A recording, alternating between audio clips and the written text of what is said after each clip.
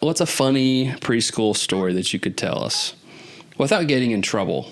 I mean, there's okay. Let's put it this way: there are some amazing Play-Doh structures that show up sometimes, and I just have to be straight-faced and you're like, "Oh, that's great." Yes, yeah. It's mind-blowing sometimes where they will just push it over and go, "Look what I made," and you just go, "Wow."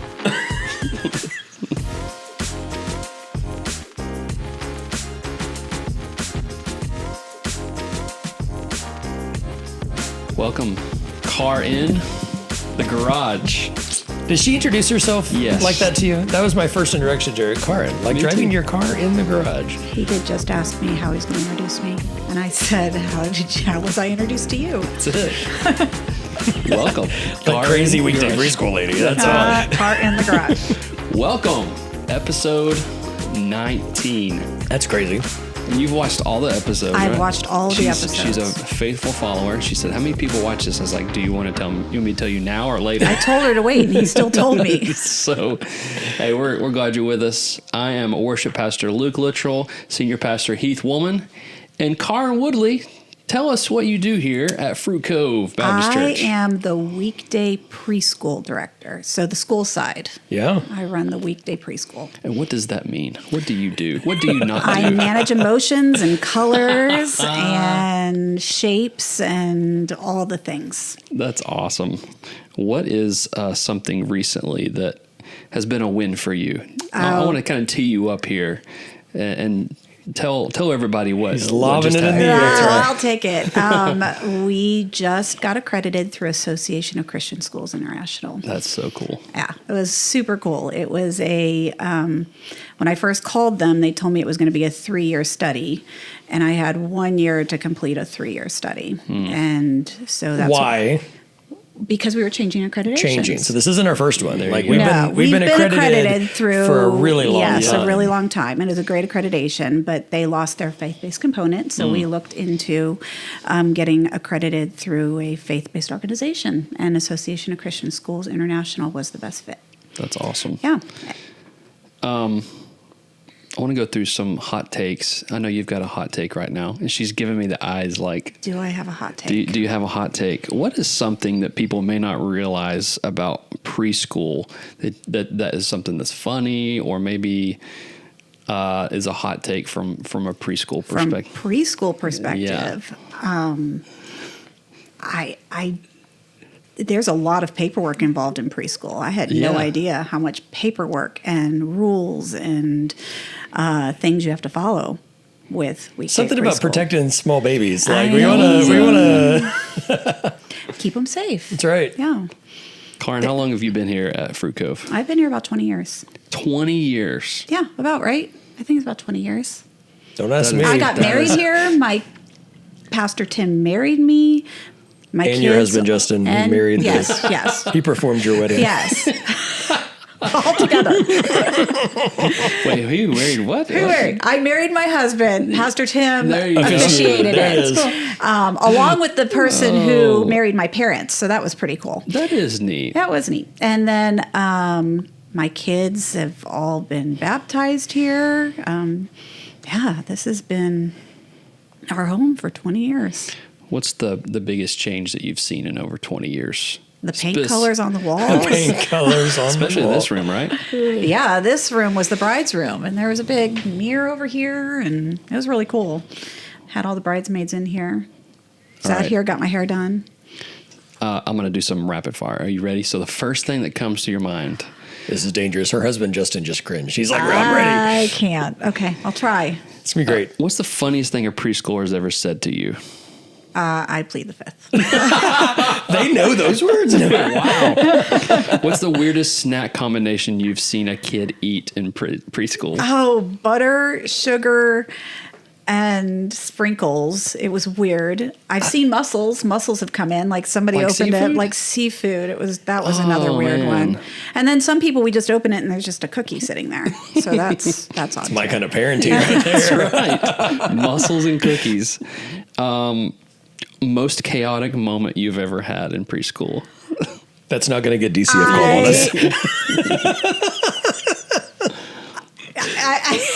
Once again, I plead the fifth. I might get in trouble. What's something you hear constantly from preschoolers? I want, no. I want, no, and sometimes screaming. Oh, that's great. Would you rather clean glitter or Play-Doh? Ooh. Play-Doh. Heath says glitter. No. Nah, glitter. No. Yeah, Play-Doh Glitter for sure. is product of the fall. Like, if sin had never entered the world, we would not have glitter. man. I am convinced of that. I think there was an episode of the podcast that you had one piece of glitter. The very first one. Did you have it on your eye or The something? very first podcast video, there was one speck of glitter on my cheekbone, and every time I turned just right, I would glisten in front of the camera. It was Nice. it was an unfortunate find after it was already public.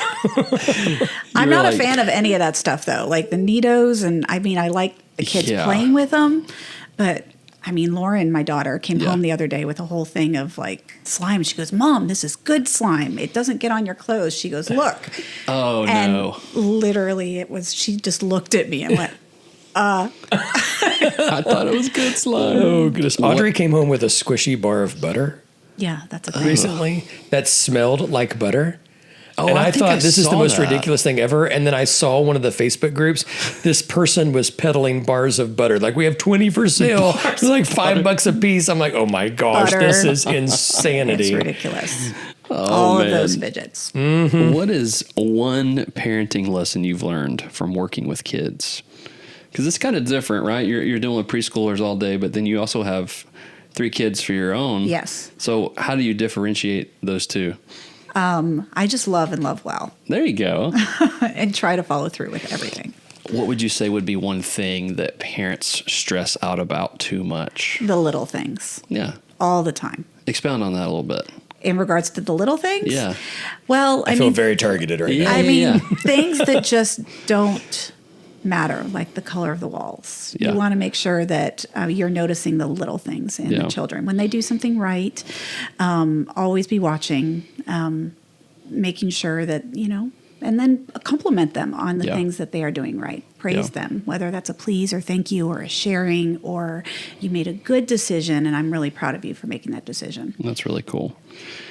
What is preschool ministry, or why is it more important than people realize, especially the Christian aspect of having a Christian preschool? Well, I mean, you're setting the foundation for the little bits. Yeah. And what I've always noticed is if you love and set the foundation for the little bits, the parents see that love. Yeah. And that always overflows into Yeah. the parents. Sometimes it isn't about just the little ones, but how much you love and support the family with what they're doing. Yeah. And partnering with them Yeah. is really, it's just really important. And we have so many people. How many kids do we have? At our weekday preschool, Yeah. next year we'll have over 200 enrolled. What a great evangelistic opportunity for this community. How many of those people would you say go to Fruit Cove? I'd say a good percentage of them do. Yeah. And that a good percentage come because they've seen our preschool. Yeah, that is so cool. Well, I want to go into more of the ACSI accreditation and talk more about that because that's a big deal. And you act like it's not a big deal, but you worked really hard for it. And I want to kind of shine a spotlight on that. But something that they said about the staff and how they walked around and observed was how Christ-like the teachers were, you were, how prepared they were. So kudos to you. Oh, thank you. That's a really cool Kudos thing. to that whole team. Like, It's- I don't think a lot of people understand Yeah. the scope of our weekday preschool. Yeah. I mean, there are well over 50 staff members in the school side that are here Monday to Friday investing. There's a lot of them still here for May Days right now that are investing in kids. And it's, it goes up to VPK and we have a ton of classes. And next year that expands a little bit more. Well, we are overflowed to the max. We have a wait list on everything right now. Like I could open up another VPK class right now. Same thing with another 3s class if I had the teachers and able to. But what has been so neat, at least for me this year, is to see is that when we entered this year, the accreditation we did prior was just something, there was a faith-based component. It was something that we just needed to do, like a checkbox throughout the day. The Association of Christian Schools is something that we talk about Christ woven throughout our day, whether that would be in the artwork, how the staff treats each other, how the kids talk to one another, what the parents say about us. But it's basically Christ is at the beginning of the day through the end of the day. It's interwoven throughout our whole curriculum. But not void of true academics. No, that's correct. And that's been the thing that's been really encouraging to me, having conversations with administrators of public schools and seeing the reputation of not just our church as a whole, because we've got a good reputation in the community and with the school district, but even just the way that our preschool for well over 20 years now has had such an example of preparing kids to step into kindergarten and to succeed really well. And, just even talking, in the Silverleaf area, they were very interested in what we were doing in preschool, in the weekday preschool side, because they, the administrators of that school have seen it an effective feeder for other schools that they've been a part of. So that was pretty cool to get to hear those things. But, yesterday... let's tie it together. Yesterday was Graduate Recognition Sunday. Yeah. And I don't know how many, but a pretty good percentage of those graduates, high school graduates, walked the halls of our weekday preschool. And I mean, you've got preschoolers now whose parents were preschoolers. The handprints are on the wall for sure. Like some of the original littles, and and those were I found out those were handprints that were done when we were doing childcare during a big church ride gathering to prepare to build the rock. I did not know that. And That's cool. And so those were kids in childcare while the big rally was happening. They did an offsite rally so they get everybody in the same place. And that was one of the things that happened in preparation for the building. And so there's a staff member whose handprints are on the wall right now. There are parents of preschoolers whose handprints are on the wall right now, because that was, the rock was opened at the end of 2002. And so that was 2000, 2001, somewhere in there when that started. So we're talking 25, 26 years ago. Wow. That's pretty cool. That is cool. But to see the spiritual foundation, and that's why we fight so hard to embed it in the ministry, because it's not just a school that meets at a church. The weekday preschool is a thriving ministry of our church that's embedded in Family Team. And we've worked really hard over the past couple of years to bring alignment and community and continuity there. But it's also a really effective academic program that is helping set the foundation for these kids as they step into school, and it's noticed and it's sought after, and that's pretty cool to see. Cool. People told me when I first got here, people camp out on the sidewalks when registration was. I'm like, I saw that. Surely not. Sure enough, somebody was camped on the sidewalk this year again. And so, well, I was at a work event with my husband the night before, and I was so excited. I'm like, let's go drive by the school. Let's just see what's going on. The night was a Thursday night, and sure enough, it was about 10:30, 11 o'clock. I drove by, and there was somebody out there camped out at 10:30 the night before. So it was very, very cool to watch, be a part of. But more than anything, and our mission statement is ministering to families by providing Christ-centered education. Yeah. And I don't ever want to be the preschool that's just going to be the first person to kick somebody out. I want to come alongside these families, and I want to love these families. Because if we're able to reach them and know that they're loved, it makes all the difference in the world. Now, I can't make every situation happen, of course, but I would more than anything know that they come here, they are loved, and they're leaving with resources if they can't stay. Just a way to know that, Christ loves them. Yeah. What's been your most proud moment over the years? This accreditation has been very great. But I'm just really proud of the teachers. Yeah. This year, like I said, the accreditation before was just, it was something that we did, just talking about the Bible and all the things, and it was part of that accreditation. But it being interwoven into everything that we do.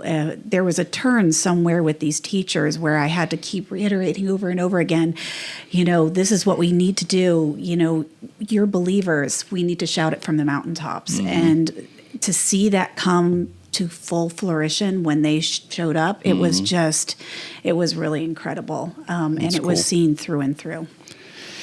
I saw something the other day. It was talking about dads being more involved. I want to ask you this question. Do you feel like dads are more involved now than they were 20 years ago? I think they're just as involved, just in a different way. Yeah. How so? Oh, gosh. Put me on the spot with this one. No, you're good. I mean, it's fun to see dads. I mean, even my husband's the same way. He's got 3 girls. Yeah. Just show up and be a part of just the things that are going on at the preschool, running around at field day. Well, I've seen it firsthand. That's why I asked. Putting on the makeup if it's a girl, or wearing the purple jacket yes, if it's a cheerleading. Yeah. Wow, I see what you did there. Hey, I'm gonna wear that. I'm gonna do it next year. I'm gonna wear that jacket with pride. I'll be with you. I'll be with you. Cheer Dads United. That's Come right. on. Yeah, dads are definitely way more involved, Yeah. and I shouldn't say when, we're just different, and it's just fun to watch them. It's humorous sometimes. Yeah. Well, I think we've seen a generational shift, right? I think so. I mean, the generation before us, they were very much fixated on being the providers, and they cared, but not a lot of availability sometimes. Now, there were outliers, right? Yeah. One day, I'm going to write a book, and I'm putting myself on the spot with Come this, on. but I want to write a book that talks about just the leadership characteristics of the men that have invested in my life. That'd be great. And the chapter on my dad Yeah. is going to be about the man who shows up. I love it. Because there were a lot of my peers that their dads were not a part of things, or they'd fly in at the last minute or whatever, but moms kind of did all of the things. I can't think of a moment, whether it was T-ball to national championships in martial arts to any of the other extracurricular sports or team things that I did, he was at everything. Wow. And it stood out to me more than it should have, because it was so different than what I saw in a lot of dads. Right. And what I'm seeing now, I think what we're seeing now, is a generation of guys who recognize we got to step it up. I'm thankful that I had that experience, because I get to, I find myself challenged, because he still does that. Yeah. Like, my kids aren't close, but all of the other grandkids live within 15 or 20 minutes of each other. And so some Saturdays, our family group text is blown up, and it's like volleyball practice to a baseball game to a cheerleading thing to a gymnastics thing. He's trying to hit as many things for the grandkids now, and even trying to get up and be a part of the things that our girls are doing. And so I think we're seeing that shift of dads just showing up more. My father was that way in regards to, he had a job that was flexible enough to do it. But to your point, and I'm knocking this thing, sorry, but to your point, I think fathers now have more flexibility in their jobs. Some of them work from home, and both parents are working. They both have the flexibility that one can pick up and one can drop off. So you definitely see more of a presence of a father, which I think is pretty cool. Very cool. You definitely see it in the preschool. And we're seeing it. I think we're noticing it too. This is the first church that I've been a part of that the vast majority of the kids throughout the year. Now, we'll have the one-off experiences like VBS. We see a major uptick of kids coming to faith around VBS, or at the end of camp season or special events. But just the regular rhythm of families that are coming forward to make faith steps. When it's a kid, I would venture to say as much as 75% of those conversations anymore are, I prayed to receive Christ with my parents. Right. Or I had a conversation with my dad. Right. Or it was an experience that they had at home, maybe at the dinner table or at bedtime, or a parent continued the conversation after the Lord's Supper. I know that's been talked about in the past. Because parents are being more present, they're recognizing the need to be a part of it. And so what used to be, I'm going to take them to church and let the church raise them, or I'll reinforce whatever the church does. I think we have, as a church, fought really hard to shift that paradigm that we want to reinforce what God's doing in the home through the parents. Yeah. And so whether it's weekday preschool to our high school seniors, like we want the spiritual growth of our children to be evidence of the spiritual health of their parents. Yeah. And that we get to come alongside the parents and help them. Yeah. That's the goal. And that's been really encouraging to me because this is my 4th church, and every church I've been at has been an incredible church. But the percentage, the weight is so much higher here of kids that are coming to faith, maybe because of something that was started at church, maybe a conversation that we provoked or a handout that got sent home after a midweek or whatever. But it's been the parents that have been having the conversations. It's been the parents that are discipling and leading their kids to the Lord and praying with them. I mean, in the past, a kid would come forward. I'd pray the prayer of salvation with the kid. And I find myself more just praying over the family because that's already happened. Dad took care of that. Right. And we just want to celebrate as a church now. And that's so life-giving to me. So cool. And to know that it's happening. I mean, these conversations are happening with our littles and weekday preschool and in our preschool ministries because of the intentionality there. It's pretty cool. Wow. You want to talk about Sunday morning? Sure. A little bit more? We can talk about whatever you want. Let's talk about maybe. Let's talk about Sunday morning. Again, you're wrapping up Exiles. Talk to us about suffering. I'm kind of tired of talking about suffering.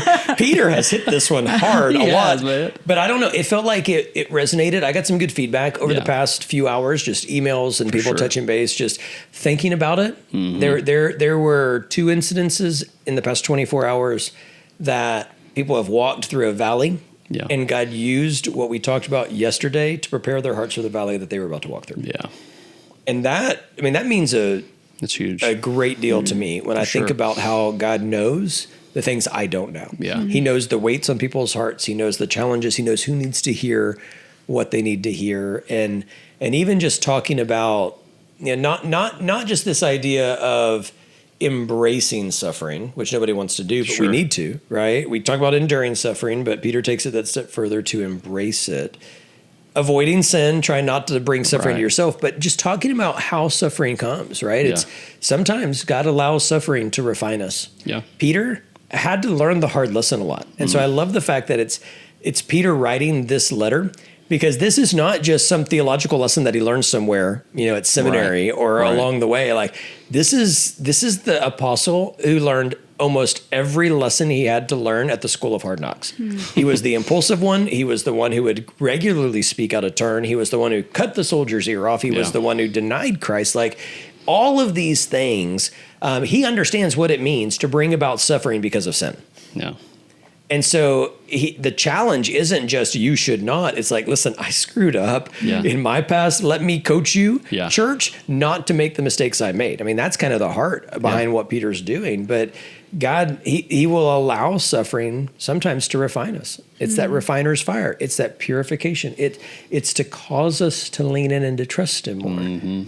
He will allow sin to cause suffering in our life. And that's not his fault. That's our fault. We bring that on ourselves.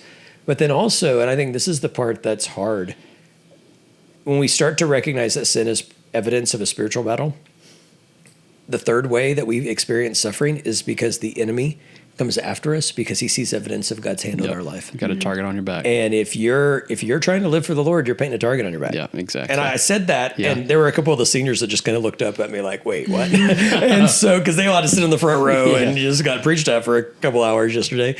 But it's true. Yeah. Like, the enemy's not going to bother himself with people who are already living like hell, right? It's the people that are trying to live like the Lord that he's going to try to put a stumbling block in front of, that he's going to try to discourage or try to trip up. And so when you're going through suffering, it may be that God's trying to refine you. Yeah. It may be because you're an idiot and you need to get out of your sin life. Stupid is as stupid does. Ain't that the truth? Great theologian Forrest Gump. Did you get in trouble for saying stupid? No, okay, but good. My wife turned her nose up at me. I was wondering that. My wife turned her nose up at me. She was the one who wouldn't let me say it in the last time because it was like a big point in the previous sermon that I changed. Yeah. But I do think, but sometimes we just have to say it, right? Yeah. I mean, we got to just call it what it is. But I think there's a lot of us that we just don't know how to process suffering because we're trying to do the right thing and it's still coming. And so having a healthy perspective of the fact it's coming because you're trying to do the right thing it's coming because you are causing the enemy to take notice. Mm-hmm. And I tell you what, if I have to endure suffering, I want it to be because I'm a threat to the gates of hell. Right. That's where I want us to be. It doesn't mean life's going to be easy. It means it's going to be harder Right. because we're engaging in battle. Yeah. Battle is never easy. It's not a weak man's game. And if you're going to do war with the enemy, you're going to get some bruises. You're going to take some licks. Does he get to win? No. We've read the end of the story. We know where the victory lies. We already walk in victory. That's right. But it doesn't mean that he's not going to throw some punches along the way. Yeah. What's a funny preschool story that you could tell us without getting in trouble? I mean, there's Okay, let's put it this way. There are some amazing Play-Doh structures that show up sometimes, and I just have to be straight-faced and You're like, oh, that's great. yes, Yeah. It's mind-blowing sometimes where they will just push it over and go, look what I made. And you just go, wow. Yeah. So my favorite preschool ministry, and I think it's preschool ministry. I don't think it's weekday preschool. Yeah. But I have this photo one day. It was a Wednesday night, so it wasn't Karin's team. It was the preschool ministry's team. Are we talking about the poop? Yeah. We could talk about poop all day. I walked by the playground, and Pastor Jake, the pastor of administration of our church, and Pastor Brian, the family pastor. Now, and it is more fitting for the pastor of families to be there, but these are both like lead team pastors that help steer the direction of our church. They are out there with spray bottles and gloves cleaning poop out of the tunnel in the playground. Poop. It was a catastrophe, and nobody was there to do it. I remember this. And so it was early last poop. semester, so it was right after you got here. But The I snapped a poop picture of stories. the two of them.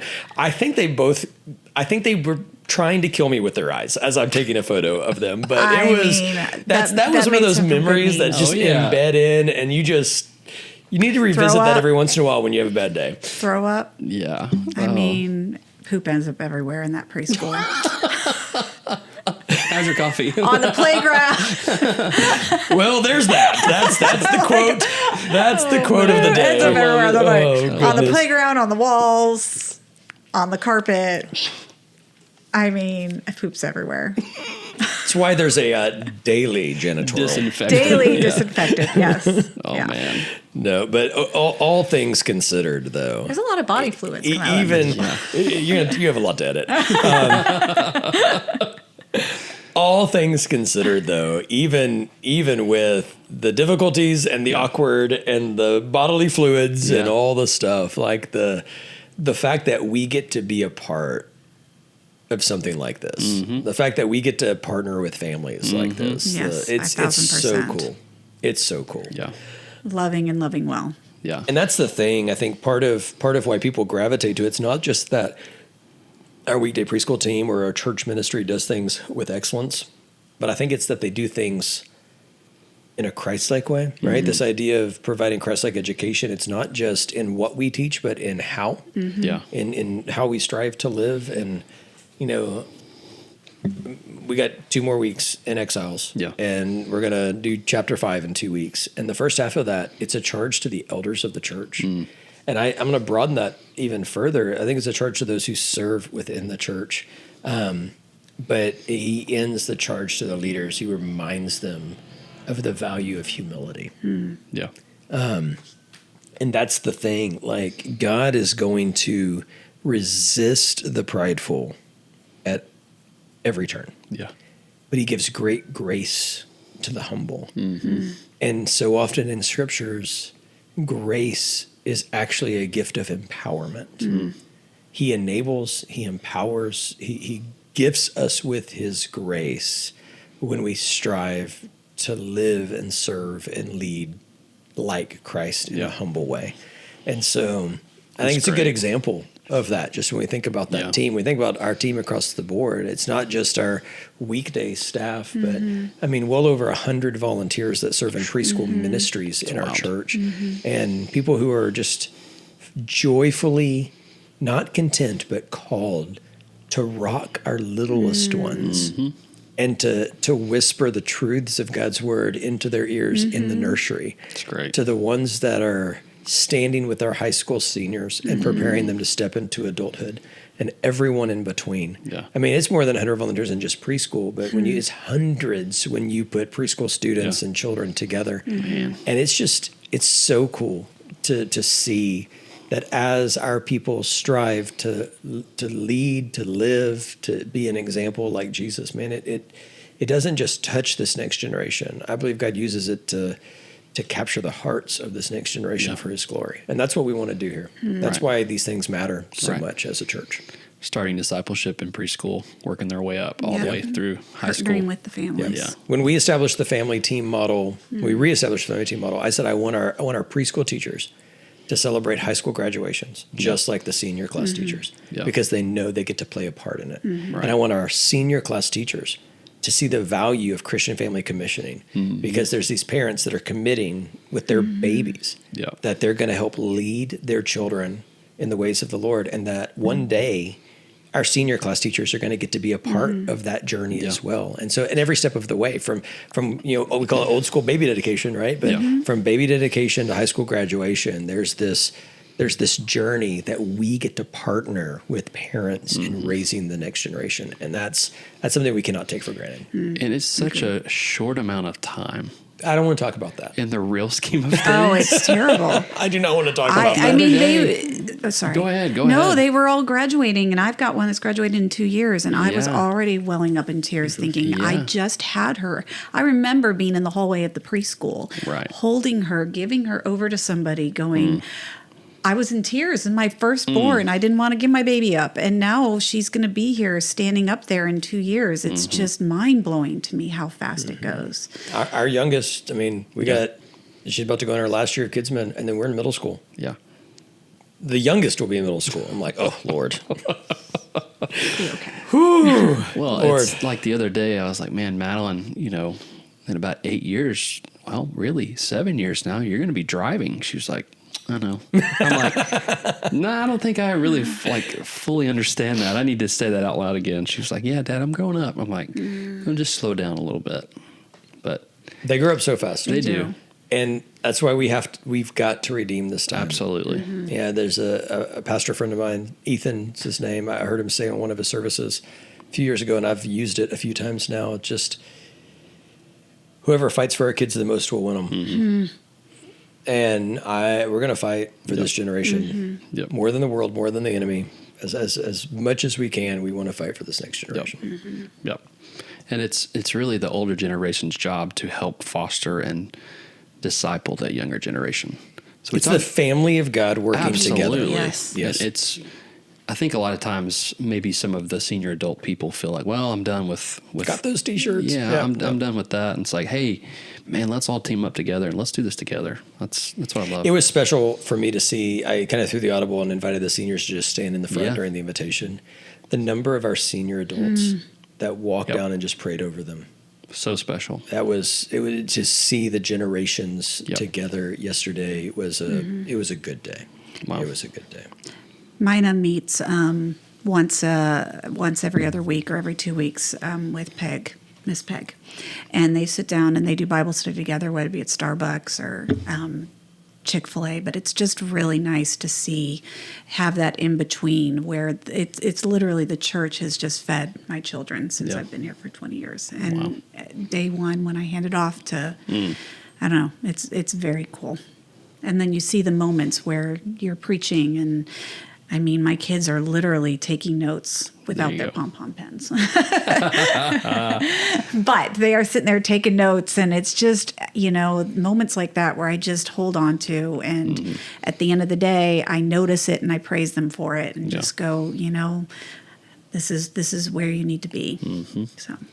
Anything else before we head out? Anybody you want to say thanks to or give a shout out to? Yeah, shout out to the preschool teachers. There you go. They are incredible at what they do. They are the hands and feet, and they love Jesus, and they love sharing Jesus with the little bits over there. That's great. So they're a good group of women that are willing to step up and serve in so many ways. Men and women. Men and women. Be careful. That's right. You're right. Careful. I'm going to put my shout out to Mr. Kyle, the science guy. He's That's awesome. Right. Yeah. Noah talks about Mr. Kyle all the time. Everybody loves Mr. Kyle. Mr. Kyle did this. I'm like, who? Yeah, the science guy. Mr. Kyle. I'm like, oh, Oh, at church. I didn't know. Yeah. I thought it was like a show or something. No, I wanna well, you see think Mr. it was a Kyle. I'm show. like, should He have did his own some YouTube crazy channel. things. He would be a great podcast I person. mean- there you go. Karin would probably have to sit in the corner and censor him, but that would be great. It's crazy what he's brought in this preschool, shooting off rockets. He Yeah. did sound waves one day where he brought in a big woofter and Yeah. is it what's called a woofter? Is Woofer. That? Woofer. Sorry. Woofter is the previous worship pastor. Shout out Brian Wolfter. We see you, Woofter. Sorry, I knew I'd screw up somewhere. But anyway, he put like sand on and you could hear the thing buzzing from Yeah. every direction. But Yeah. the sand, it was just That's so cool. cool. So cool.